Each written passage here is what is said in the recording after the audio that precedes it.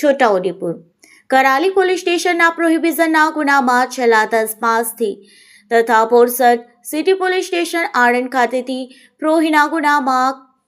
કામે છેલ્લા 4 માસથી નાસ્તા ફરતા આરોપીને ઝડપી પાડતી કરાલી પોલીસ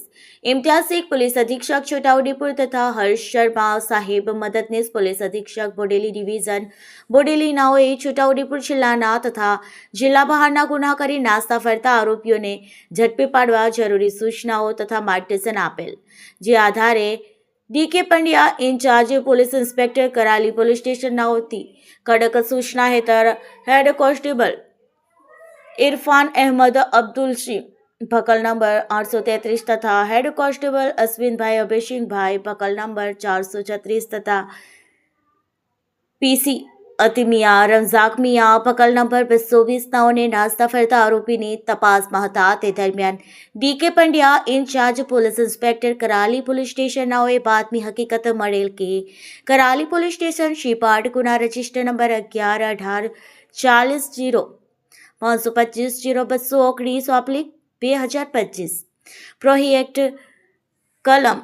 65(a)(e) 98(2) મુજબના ગુના કામે આરોપી નામે હિતેશભાઈ ઉર્ફે ઓહો રાજેન્દ્ર કુમાર રાઠોડ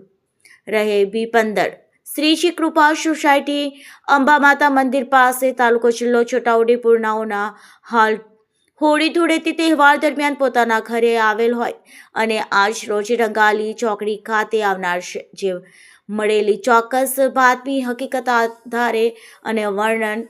આધારે રંગલી ચોકડી ખાતે વોચ તપાસમાં રહેતા સદરીય આરોપી મળી આવેલ, જેથી તેને પકડી પાડી તેનું નામધામ પૂછતા હિતેશભાઈ ઉર્ફે અહો રાજેન્દ્ર કુમાર રાઠોડ રહે